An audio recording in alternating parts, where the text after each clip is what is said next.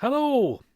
You are listening to Talking Utter Slot, the podcast that thinks toy cars are like life. Best enjoyed if you don't take it too seriously. Welcome to episode 12 of Talking Utter Slot. I'm Scott Brownlee. Joining me is my co-host, the man of many aliases. Some know him as Peter, some know him as Wankalix, and we know him simply as Pedro. In this episode, Pedro and I are going to discuss, argue about, and try to justify the cars we'd make if we ran our own slot car company. Why are we doing that, Scott? Well, that's because we're celebrating a birthday in coming days. Each, not the same one. Well, I'll celebrate yours, you can celebrate, but you know what I mean. We've got birthdays coming up, yeah.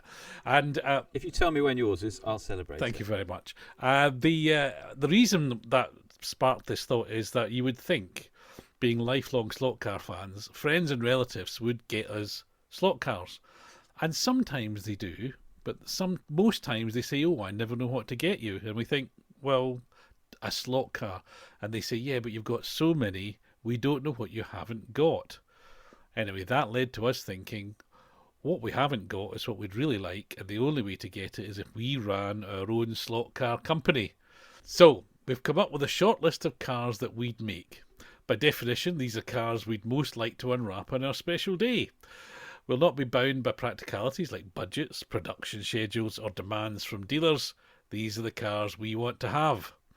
We'll have 3 or 4 suggestions each, so settle back, let your credit card rest easy, because none of these exist to actually buy. And let's start with Pedro. This happens every time, doesn't it? I didn't realise I was supposed to nail down specific models. I think I probably can, but I'm going to be very generic. And I'm simply going to say my slot car company would take Le Mans 1994, maybe 1995 as its theme, and I would work through the grid, dropping the ones that I don't like, because there's a fair few of those actually. But I would be 1995 GTs. I think this is peak Le Mans, and I know some of them have already been done. Many of them have already been done, really. I'm thinking about Venturis, which I think are a great shape. Venturi. I think the Fly one. Venturi. Venturi. Oh, très belle. Is that right? No, très joli, le Venturi. Apologies to the French listener. Do we have a French listener? We do. Well, we did. Yeah. Apologies. Venturi, I've got quite a few of them. I may have mentioned before, there's a few cars that I will probably never put in the eBay pile. And quite a few of them, curiously, are Fly cars. Fly Marcuses, Fly BMW M1s, and Fly Venturi. Is the plural of Venturi? Venturi. I've got quite a few of them, and I like them, but I think they're probably too small. I assume they're not really 1/32nd. And I would certainly make some of those to go with things that have already been done by other people, like the McLaren F1 GTR, which is a gorgeous machine. Okay. So that's me starting off. You started off with a Venturi. Now, if you had to plump for a launch livery, it's quite a good choice, because there was a number when they ran for quite a while. There's a lot of liveries. Well, you see, this is the thing. I'm not taking this. I'm not looking at this flippantly. I'm taking this seriously. If I'm running a business, then I need to work those molds. And I have a fallback, which I mentioned in the pre-show chatette. A fallback of cash cows, Beamers, and I don't like Beamers. But the Venturi, rather like for Fly, it was a good money spinner, I think. I don't honestly know which livery I would go for first. Probably just that silver one. There was a dull silver one that ran at Le Mans. Go with that one. Okay. I remember when I first encountered a Fly Venturi, and it was in a Scaletric shop in Barcelona. And this was pre-internet days. Palau, it was called. Absolute fantastic. It's now closed, I believe. They had a piece of track nailed, screwed, somehow or other, on the underside of a big wooden shelf, and the car was running round upside down. So strong was the magnet. We all thought the magnet in the Viper, which was the first Fly car, was amazing. But the Venturi made that look some sort of pathetic weakling. So this thing was whizzing round on a tiny little track upside down. There you go. Are you sure it wasn't the pure aerodynamics that were meaning that it could run upside down? Yes, I am. Okay. Anyway, shall I give you one of mine now? No, I'm not. You're not interested, okay? The listener might be though. I'm going to stick with the Le Mans theme because I think we both love Le Mans. I think slot car fans like Le Mans in general, judging by the number of Le Mans cars that get made, anyway. And it's a WM Peugeot, the P82 to be specific, which ran, funnily enough, in the early 1980s. In fact, it ran for about 3 or 4 years. And it's just the prettiest little thing. It sort of predated Group C, but it ran as a Group C car. And for those who don't know, WM were a tiny works supported, as in Peugeot gave them some engines, and one of the two guys who founded it, the W, who actually worked at Peugeot. He was the styling director, so that might explain why this car was very pretty. It had enclosed rear wheels. It was beautifully rounded. It was just gorgeous, and it was quite quick. And I think 1 year they were running second or something. I don't think they ever succeeded particularly with it. They're more famous later for the P88 car, which had much longer, more enclosed bodywork, which was the final year before they put the chicanes in on the long straight, on the Mulsanne. And midway through the race, they taped off all the radiator ducts and everything, cranked everything up, and flew down the street at a record speed of 400 and I think it was technically 407 kilometres per hour. But for in old money, what's that in old money? It's 250 something. I don't know. Yeah.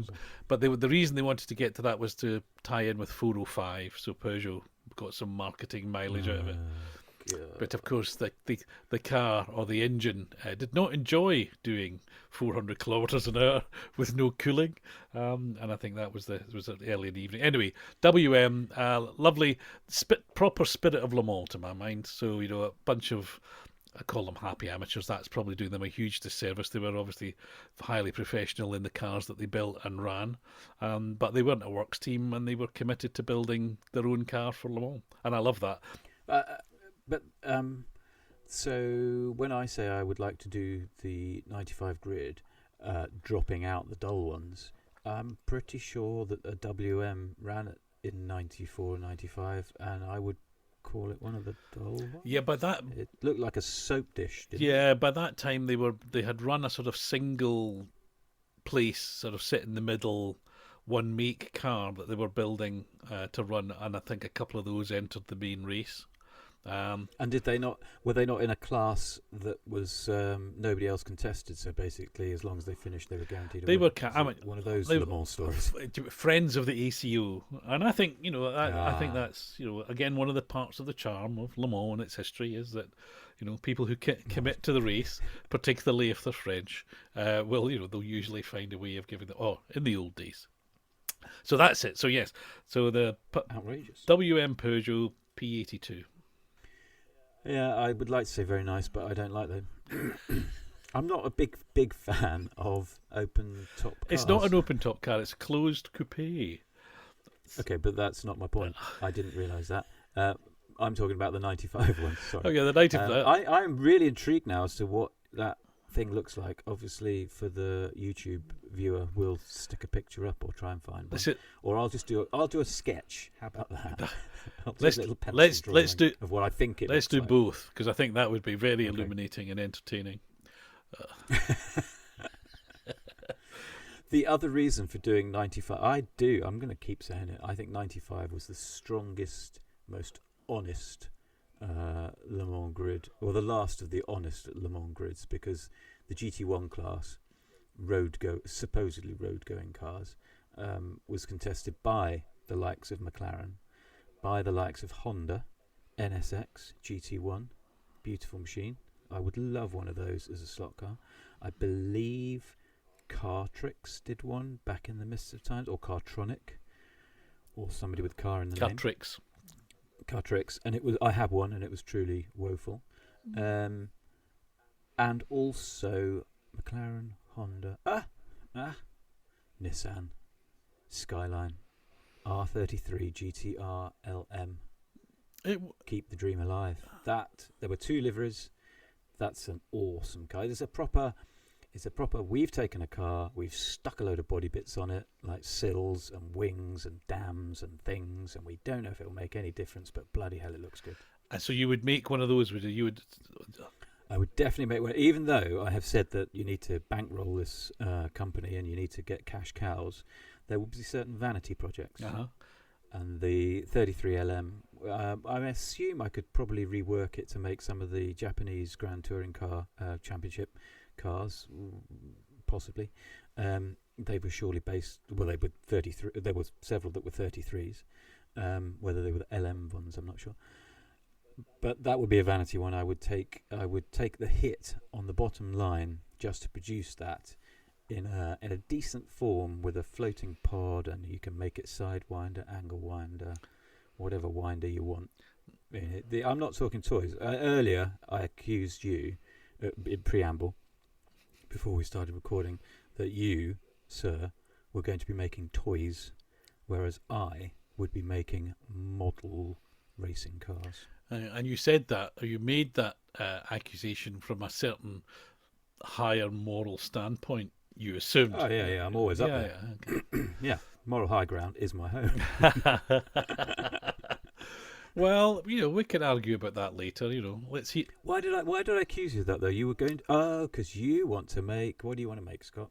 Well, one of the categories I suggested was that we have a kind of, movie car, funny car, oddball thing. What would you do to... the Lady Penelope, moon buggy class... what sort of oddball thing? And you poo-pooed that suggestion. We won't have any truck with it. Indeed. So no, not trucks. We're not doing trucks. Although what about vans? A van. Transit. Give you some transits. No. There's enough vans in the world. Okay. So you've got a Nissan. You want to make a Nissan, a slightly ugly, slow Nissan. Whoa! She is so ugly. She's gone round the other side of the scale and become nice-ish. Nice-ish. Okay. I take your point. They are a funny-looking beast, and an R32 is definitely a more attractive proposition. But I don't. Ooh, did an R32 ever run at Le Mans? Even in pre-testing. Well, this is where your research department, it's an excuse to visit. Because what I can tell you, as another vanity project, there was in '95 someone tried to run, bless their heart, a DB7. Oh yes, I remember. It was the same team that had previously or would come to run the Bugatti EB 110. Bugatti, yeah. Monte Carlo splattered on the They side. I wouldn't make that one though. Oh. The Bugatti or the DB7. Actually, given your normal sort of, I don't like that. We should have had all the list of all the cars you wouldn't make. I'm not making that. Okay, Don't be so I'm stupid. not making that. I wouldn't make that. I wouldn't make the DB7. Okay, that's sort of informative. Shall I tell you my next one? Are you going to? You're not. Oh, I can guarantee you are not going to want one, but I think a huge swathe of the listeners will be with me on this one. A huge swathe of the what? A huge swathe. Don't get me to say it again. It's difficult enough the first time. A number of people will get it. I would like to see a TR7 V8. Oh, you put a that on the rally list. car.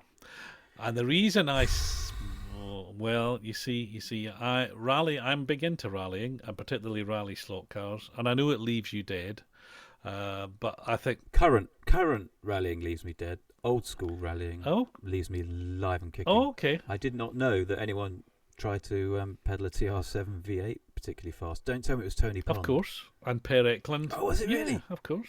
Oh man. So I will let you finish in a minute, but I have to interrupt you, as is my want. Driver number 8 on Slot Forum sent me a picture the other day when he was referencing in a conversation that he was finishing off his TR7 and he was going to put a tash on the driver. And I said, that's a bit unfair to put a tash on Joanna Lumley. I'm sure she has one now, but back in the day when she drove a TR7, I'm sure she didn't have a moustache.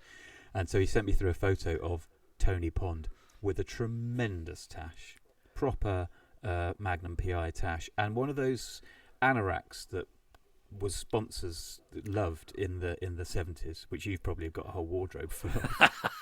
What, the sort of nylon ones that would catch fire at the meerists? I'd say it was stand away from naked flames for sure. With the Tash as well. God. I'm sort of hesitating because it's becoming a sort of sad cliche, but I worked with Tony Pond.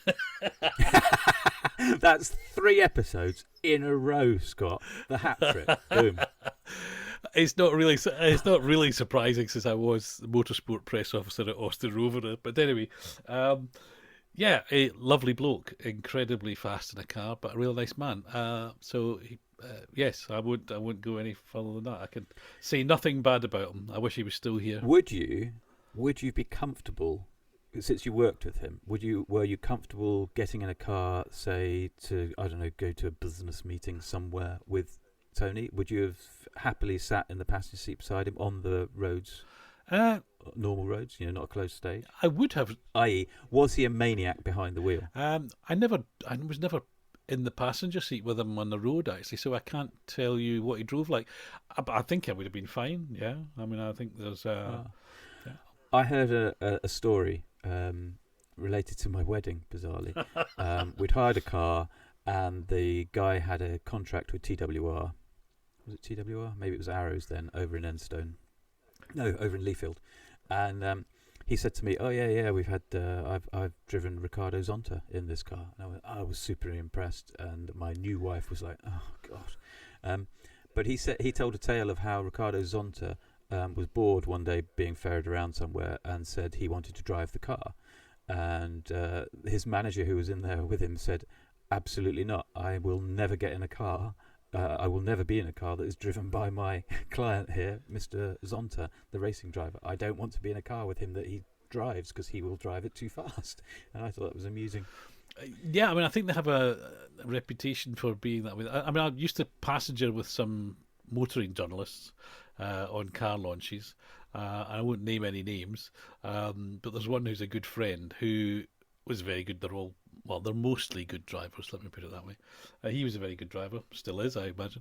And I learned to sort of relax on the basis that on any sensible level, I thought I was going to die. But actually, I figured he didn't have a suicide wish, and therefore we were probably going to be fine. And we were fine. So, and the trick was to relax. But no, we'll talk about passenger rides another time. Getting back to my TR7 V8. Apart from the fact that it would help complete a trilogy of Austin Rover BL cars for me, because thanks to my friends down in Margate, Scaletric, we've got a decent 6R4 at long last. Took 30 odd years, but we've got a decent 6R4. We've recently got a decent TWR Rover Vitesse, and I'm looking forward to lots of liveries and rally cars. Hint, hint. I have a story about the TWR Vitesse, but we'll get back. Let's make this all about you, Scott. Come on.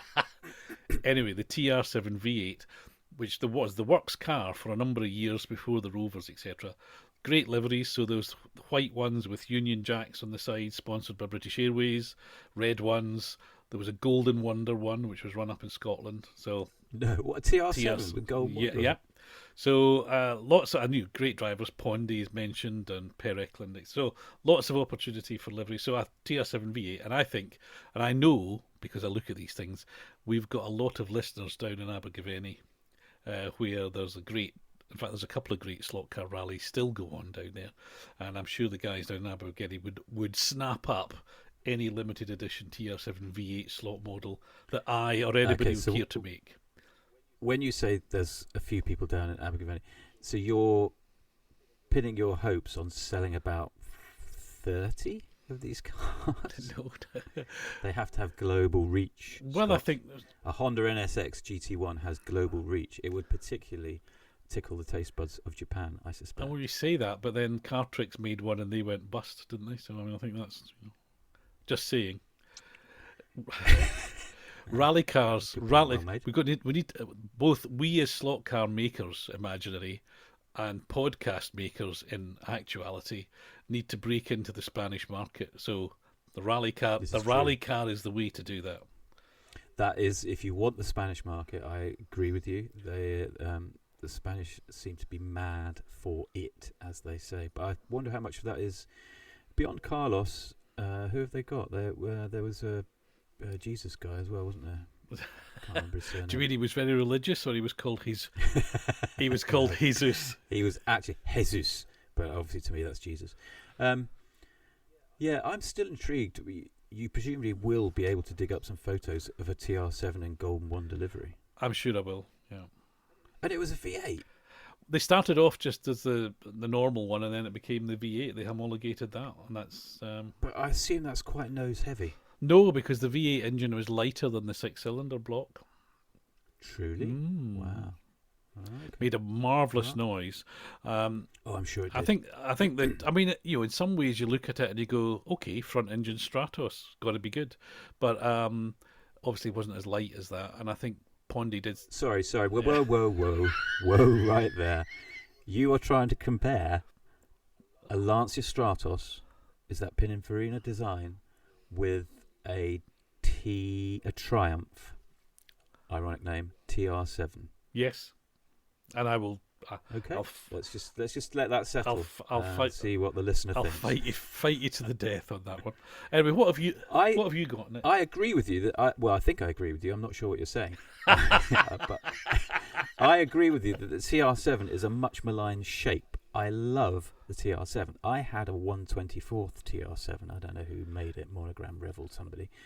And it was one of my favouriteest plastic kits for a long time until my XJS came along. Okay. I like the shape of it. I think it was ahead of its time, and I would love to see a Resto mod TR7. Now there's a thing. There's an idea for the Resto mod brigade. There probably is. Singer.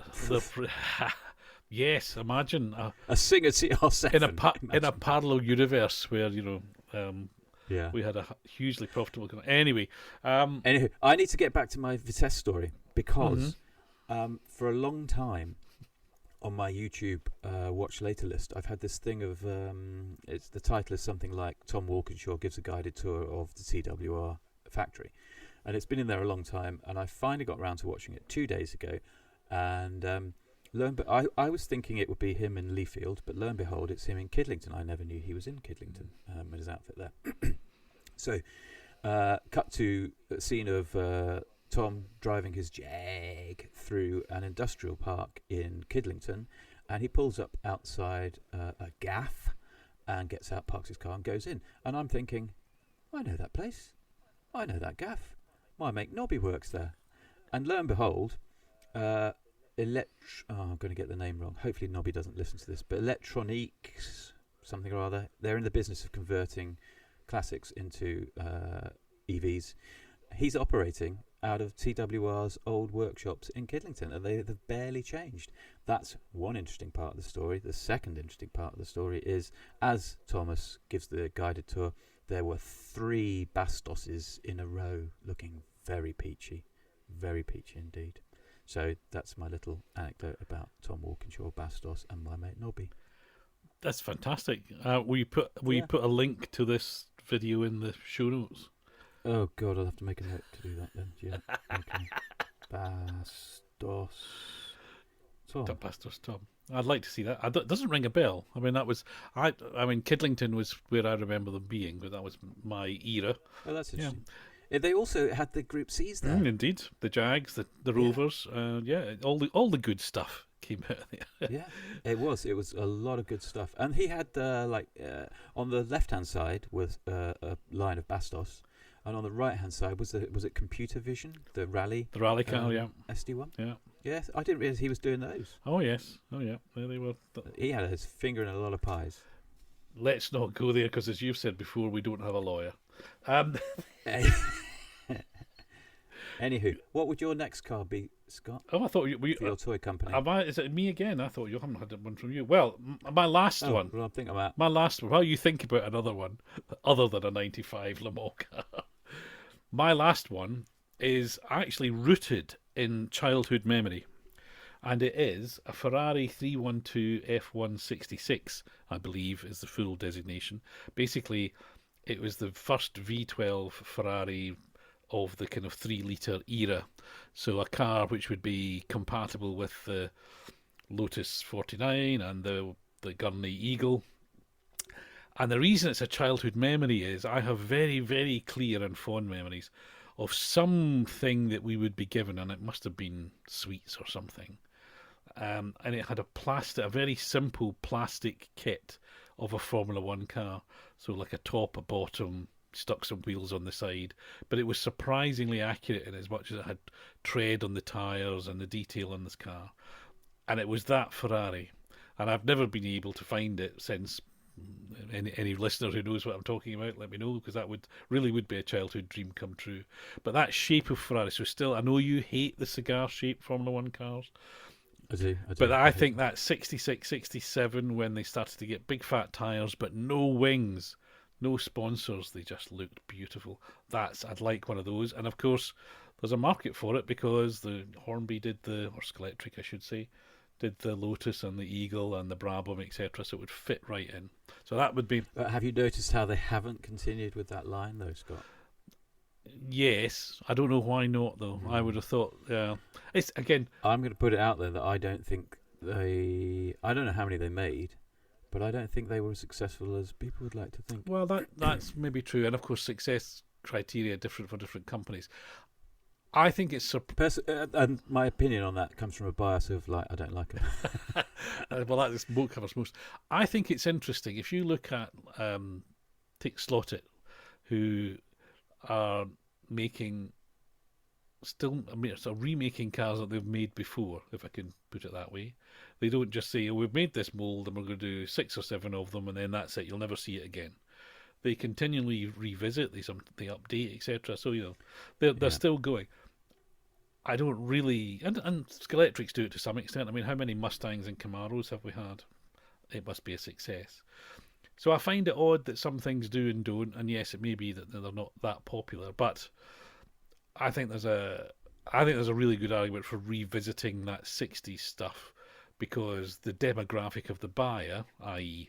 us, 50-something blokes, are probably more likely to buy it now than we were 20 years ago. But hang on, if you're a 50-something bloke, the 60s F1 isn't your era. 70s F1 is your era. So if you were in the 70s looking at 60s car, you were looking backwards. True. I don't know. This is why I don't work as a product planner for a real slot car company. But I would make my slot car company. Scott's Slot Cars would make a Ferrari 312. You keep calling it Scott's Slot Cars. That's easy for you to say. I'm going to maintain. You're making toy cars. I'm making accurate scale racing replicas. Is that what the name of the company is? Accurate Scale Racing Replicas. Well, as long as that isn't a swear word in acronym form, then yeah. It's very nearly. It's very nearly. Is it? Or did I say accurate? It's nearly ass, isn't it? This ass car. That's amusing. Anyway, you're next. What next? What are you going to make? What are you going to close off and win the game with? What are you going to launch?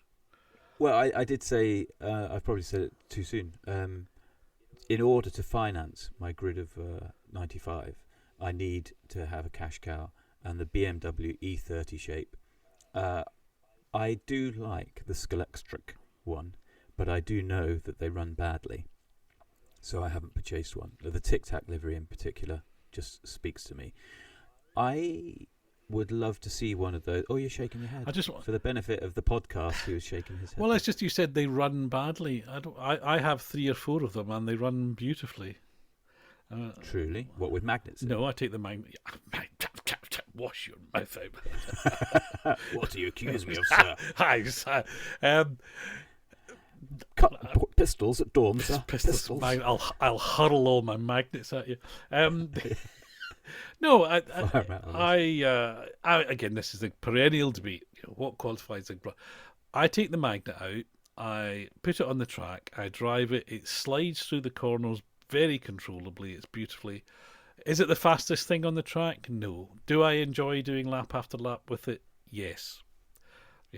What more do you want?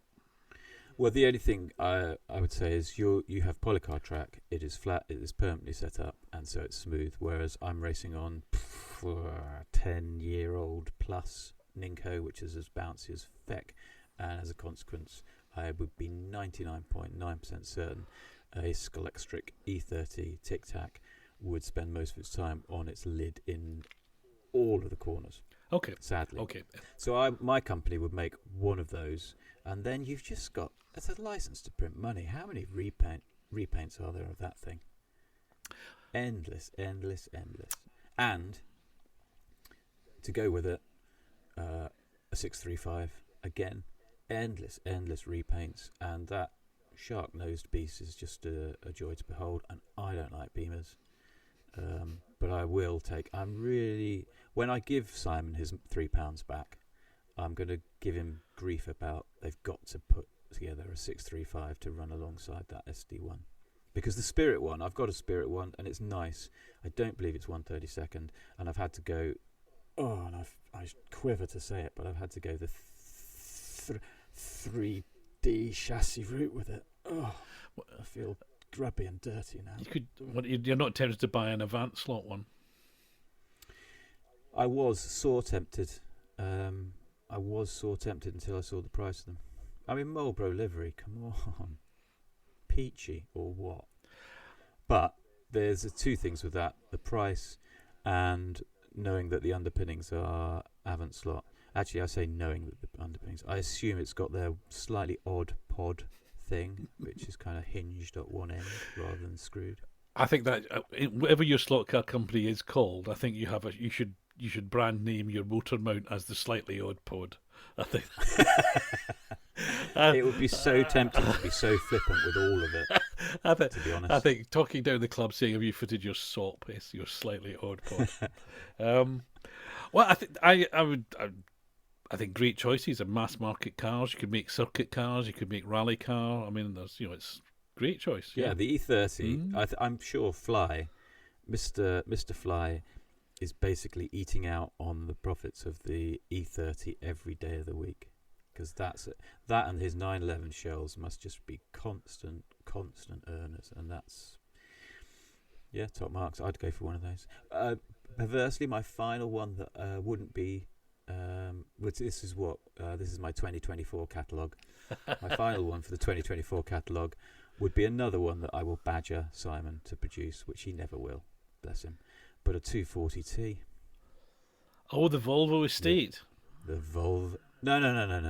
Oh, the 240 before they made an estate. That wasn't the one I'm thinking of. Had Nordica down the side and was very boxy and was just a joy. The one that in a weird way, it was a joy. The one that SCX made as SRS2. No, they made a. Oh, did they make? I don't know. It was an SRS, whatever. No, they made the 850. I'm not really. They made them. I'm going pre that shell. Slightly more boxy, 240T. I think there's probably just a scant handful of decent liveries in it. But you think there's a Scandinavian gap in the slot car market? I think there's 30 people in Scandinavia who would buy at least two. Well, I tell you, you've inspired me. The follow-up to my TR7 V8 would... Yeah, that's got to have the running mate. Yeah, well, not necessarily a running mate, but I think a Saab 99. Saab 99. I mean, 99. What was the Saab rally car? That was the very sort of beetle-shaped... What, the really old one? The teardrop-shaped one, yeah. Yeah, I've no idea. 96. Hang on. This is making... Terrible. It's terrible, isn't it? What, didn't Sterling Moss's sister she ran one of those? Possibly because she married Eric Carlson. So there you go. Not. Yeah. Again, the part of the thing with not liking the cigar F1s, the like 1500 cc's, whatever they were that you were talking about earlier. Part of the reason that I don't enjoy them so much, part of the reason I wouldn't enjoy a Saab so much, is that it doesn't have a livery. It just has a paint job, not a full livery. Yeah, and I like a bit of sponsored decal. Well, yes and no. I think there's something done well. Caveat: done well. There's something really attractive about a kind of 50s, 60s car, and I think hats off to Scalextric. They do their retro cars beautifully. So I think I'll just. Well, I'm excited by that Jag that's coming. Well, I know. I think you're complaining. Someone's complaining that it'll have Goodwood liveries, and that's not real. But I'll take one of those. yeah, I'm sort of. Yeah, I'd rather have the real livery, as it were, rather than the modern one. But that's just me. But the real livery won't have as many stickers on it. Will it? Exactly, it'll be better. It'll be purer It'll be in your eyes. purer, better. Yeah, Yeah. yeah, that's what I mean, let's face it, someone is only racing the replica because of how good the original was. It's not the other way round. How could it be the other way? Exactly. So, next week. But you. Okay, well, next week, what are we doing next Time week? machine. Oh. Excuse me. So the reason I was saying your company is a toy company is because you, in the discussion notes, were also saying about buildings. What buildings are you going to make? To which I was saying, don't be distracted. Just make decent model cars. Well, And what track? You were talking about making a track. There's enough track systems out there. there are track systems, but the track systems don't necessarily have all the specialist pieces you'd like. For example, the old, and I mean really old, the rubber track paddock piece for Skeletrics, where the cars are parked at sort of 90 degrees and they run out onto the track and there's a little cover over. Yeah. I would imagine a modernised, now, a Goodwood version of that now, with a little wooden, that would be lovely. But that's a Le Mans start type thing, is it? Kind of, but it's but I don't think it ever got made beyond. I think when the Le Mans start, they did a version of the Le Mans start which they called a paddock, wasn't it? But it was just the Le Mans start with a fence round it. But pre that, this one has a separate one that had like Y pieces. The rails came out, so the car turned from 90 degrees, drove onto the track, and drove away. Beautiful. I'd love one of those. It's modelling, it's play value. I get all of that, but that's what it's all about. So you haven't been to my track yet. So as well as my track, Nope. there's a reasonably full. Not been invited. You have been. Oh! There's a run of about 10 Carrera garages in front of Fly Pit Lane and Fly Pit Wall next to my polycar tracks. Very multi-system in my place. And on the far side of the circuit, there's a run of the traditional Skeletrics pit buildings. So I love a building, and I've got the. I love a building. I love a building. Me, I love a cheese ball and a building. I love it. I mean, I've even got a nightclub on my set. A friend made me. Have you really? A friend visited and made me a nightclub out of a. They converted a Skeletrics control tower, and it's a Wow. based on a New York nightclub, and it's even got a glitter ball. And I was so excited, and I went down to Gauge Master, who do a lot of model railway stuff. And one of the things I bought and wired up is a disco light system, which is battery powered. So inside my disco, I have a disco light system. Did you, jumping around a little bit the way I am wont to do, you sent me, perhaps we'll link to it, a fantastic nearly half-hour video, French video of Le Mans from 74. Thank you. Did you see the brief clip of the stripper vans? Yes, yeah. I mean, it's There's a baby giggle. There's about a day or so ago, I found an earlier one, which is Le Mans 1968, which has been restored by the same people, and it's a really interesting watch in and of its own right. But the contrast. 68, the circuit still had grass banks and hay bales. And I was going to tell you this. Watching it, because I've only been twice, and I recognised various parts, but I just thought, holy cow! How many years have passed? The landscape has changed. It's quite extraordinary. Yeah, no, And when I say the landscape, the manscape has changed as well, because there was quite a few tashes and sideburns.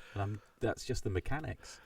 The crowd were amazing. It's these again, listeners. So look, YouTube search for your friends. So I'll try and put a link. Yeah, restored Le Mans 1968, 1974. I'm sure you'll find them, and it's great to see the cars on the circuit. But as much as anything, and the joy of them is the paddock and the crowd shots, the ambience. Yeah. It's lovely stuff. It's fantastic stuff. And there was a lot in the one you shared with me. There's a lot from the Goodyear airship. Because I was watching it initially thinking, oh wow, drones. No, no, not then, not then, not then. No. So, if we made so out of all of those things that you've suggested, if I was going to buy you one for your birthday, if I could, if for some magic, I could take one of your own things, which would you like? Are you talking about my car suggestions? Yeah. Oh, that would be a real toughie, because I would love back in the technical centre at the rear of my house. I've got a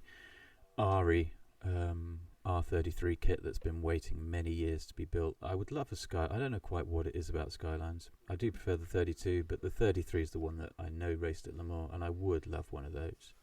But then Honda NSX, those are fantastic. The red Kenwood liveried ones. You got to pick one. But if you're going to make me choose, I'm going to make you choose. For the sake of being awkward, I'm going to take a Volvo 240T. Nordica livery. Okay, fair enough. Well, consider that when you wake up on your birthday morning. You're going to do that? I'm going to get you one of those. I'm slightly worried that you referred to your shed as a technical centre, though. That's Yeah, it's the Oxford Technical. What do I call it? The Oxford Technical Centre for Excellence and Speed. It's my shed. Excellent. Yeah, as you walk towards it, you go past a pond, which is the cooling system for the fans that run in there. I know. It's a reference to Woking and the McLaren Technical. Oh, I see. God, Scott. Sorry, I thought you would just. Ugh. I thought you were having one of those moments, senior ones. One of those moments in my life. So your list. If I've got to make you something, apparently that's the way we do this tit for tat exchange thing. If I'm getting a Volvo 240T Nordica livery, what are you getting? TR7 V8. 20 pond. I think that's actually not a bad call. Yeah. I could go with that. What kind of hubs did they have on those? Mini lights. Or, Oh, really? Or Oh, kind that's of disappointing. looked like mini lights from memory. Yeah. Okay. I'll see what I can do. Great noise. Over the weekend. Great noise. It's the thought that counts, Peter. Okay. So tell me, Scott, in the dying embers of this podcast, what caught your eye? Has anything caught your eye? There must be something else. This week, well, I was amazed. There was suddenly yesterday announced by Scalextric two, not one, but two new rally. No, well, not rally. One's a road car. Escorts. A Mark 1 and a Mark 2, yeah. So the What do you mean? Oh, you mean new liveries? new liveries? No, yes, that kind of escort, Peter. The I didn't think that. Oh, smutty. No. A Mark 1 road car in, I'm going to describe it as baby blue, which is the new club car. So if you sign up to Scalextric's club, that's the car. Saw that on the gram. Yeah. I saw that on the gram. Yeah. And a Mark II Rothmans, but not the what I would call famous, nice Rothmans livery, the earlier Rothmans livery, which is a sort of insipid yellow and only a little bit of blue. So is that a rally? It's circuit or a rally? It's a rally car. Okay. But seeing both of them inspired me to go and dig out. I got last year's club car, which I think was actually the year before's club car. It just took so long to get here because of something. The black Rally Escort Shell-sponsored one. So it arrived a few months ago, and I'd never really done anything with it. So I got that out of the box and did a few laps just to celebrate. And convinced myself that I didn't need to buy the Rothmans one. So that's what. So you won't buy the Rothmans one? Every new car that gets announced, I'm tempted by. And I am. So, almost everyone yeah. I'm sore tempted by. And then because there's sufficient time passes between the announcement and the release, by the time the release has come, one, something else will have caught my magpie eye. And two, I've just thought about it a bit more and thought, oh yeah, no, maybe I don't need one. I had an SCX Escort. I have several. You won't be surprised to know. Big shock. I didn't really warm to it. Skinny wee tyres, bit top heavy. Slides about. Great. No, it didn't slide about. It rolled about. So, classic rally driving, sort of slow in, get the tail going, keep the power on, slide out. Scandi Flicks. Scandi Flicks, yeah, all that good stuff. And what was it? Oh, Sisu. You need the Sisu attitude as well, apparently. Is that some sort of pot noodle? No, it's what the Finnish people have. Or Blonde. what nationality? Blonde here. What nationality was Hakkinen? Was he Finnish? Finnish. Yeah, Sisu is a Finnish thing, and I don't know what it means. Okay, probably means. But he tried to pot noodle. He tried to instill some Sisu in James May when he was trying to teach him the Scandi Flick. Oh, right. And I probably discovered that it actually wasn't James May, but Jeremy Clarkson or something like that. I don't think it was. Whatever. Anything else caught your eye, Scott? No, that was it this week. I was surprised though because these came out of nowhere. Even given that their range announcement is only 2 months ago, there was no. But I like that. Yeah. I like a range announcement. That's always good. Gives you something to get giddy about. But I like the idea that right out of left field they'll go, oh yeah, and we're also making this, a Volvo 240T. Well, the other thing which came to mind, going back to your slot car company selections and I think you referred to it as a cash cow. I'm well informed, shall we say, or I've been informed that they can't make enough Ford Escort models. They just fly. Truly. They just fly off the shelf whenever they do them. So, no surprise that they'll probably work that mould, as you say.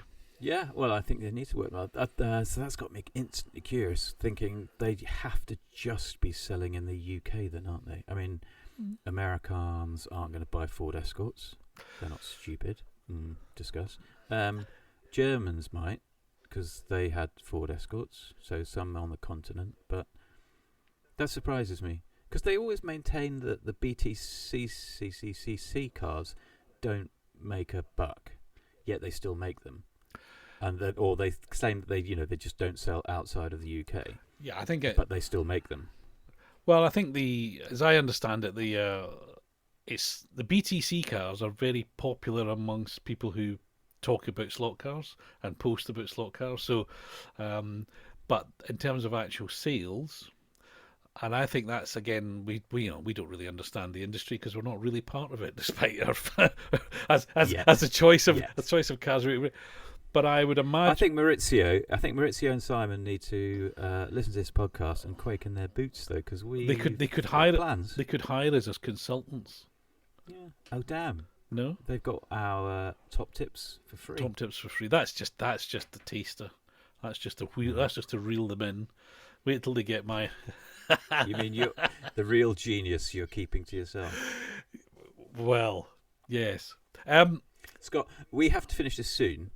But I wanted you to say, Pedro, what caught your eye? Pedro. So that I could. Pedro, what caught your eye? Funny you should say that, Scott. Caught my eye, nearly burnt my retinas. Have you seen what Hobby Classic are doing? Oh, tell me. Only a 1/32 scale Hawaiian shirt. Who drives Hawaiian shirts? Who wore Hawaiian shirts? Oh, Tom. Is it suitably unbuttoned? It's Tom. Is it suitably unbuttoned to reveal a manly, hairy chest? You can't. From the photos I saw, you can't really see, but you can see there's a tash. So Tony Pond would be it's perfect. I could use approving. He could drive my TR7 and pretend to be Tony Pond. There you go. You could reuse that. You could just license the model for the driver figure. Yeah, they're going to do is it a 308, a Magnum PI version, and the guy is wearing a Hawaiian shirt, and for that, I doff my cap. Very good. But that's a road car. It's not even a race car. And you normally are very anti non-racing car. I didn't say I'm going to buy it. Okay, all right, sorry. And I'm very anti TV things, but come on. A 1/32 Hawaiian shirt and a tash. Had we kept in the TV category, do you want to know what I would have suggested? No. But tell me anyway, because the listener in France, who was deeply offended by my pronunciation of Venturi, is going, oh, I wonder what he was going to choose. Do you remember the New Avengers TV programme? I certainly do, because I went on about Joanna Lumley, didn't I, earlier? Do you remember Steed's Jag? Oh, broad speed, Broad speed, yeah. Broad wheelbase. The big wheel arches, yeah. Yes. See? See? Now somebody does a resin one, don't they? Oh, yeah, I mean, that's the beauty. Well, I guess it's interesting. I've just had that thought. Is that 3D printing is the new resin, isn't it? So. Oh, don't talk to me about 3D printing. Scrubby behaviour. What was it? I said. I told you that my mother had one of her famous phrases was to a man with a 3D printer, "The whole world looks like a .stl file," and that's a genuine quote from my mother. They just print anything. They just look for things to print. Oh, well, I would. That bottle hasn't got a lid. I'll 3D print that overnight. That won't take much energy. But these things are not cheap, so I would imagine if you've if you've invested in a 3D printer, you want to use it as much as possible, no? Oh, I need a pencil. I know. I'll print one overnight. A 3D printed broad speed Jag. Yeah, no. But if you're going to issue a writ and make my company produce a TV and movie car, a broad speed would be a good one. But it seems like you're beating us to that one. Well, yeah, that's competition. You see, as you pointed out, if this was reality, we would be rivals. We'd be head to head. Is that car the same as the one that actually raced, the track one? Oh, I guess it's probably a relative in some respect, at least the body kit. It's got to be, hasn't it? Yeah, but I don't know the details. I think they were fabulous pieces. Did you see? We're running hideously over time now, but did you see that Harry Metcalfe? That Harry Metcalfe. Sorry. Keep it together. Keep it together. Don't start me off. Harry Metcalfe.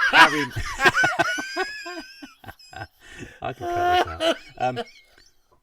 Harry Metcalfe. He spent something like 50 grand doing up a 5 grand bought off eBay.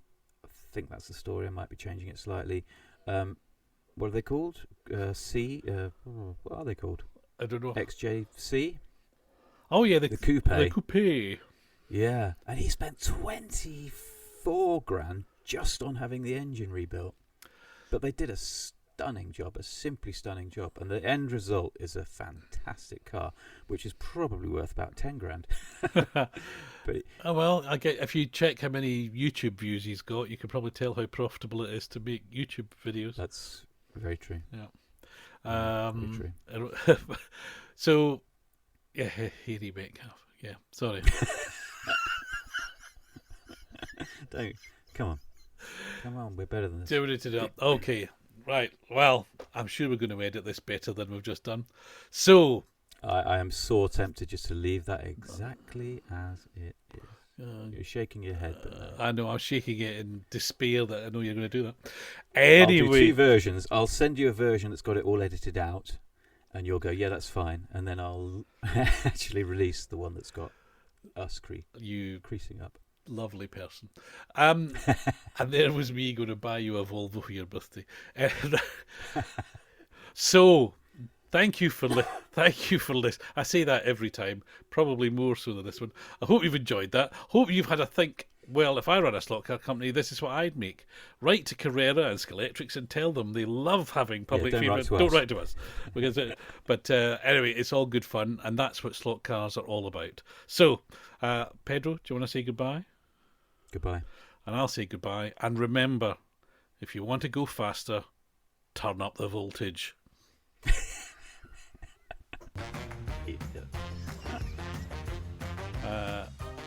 really bad waffle. It's not. It wasn't really bad waffle. It was waffle. It's waffle-ish. It's okay. Okay, so... Pick it up.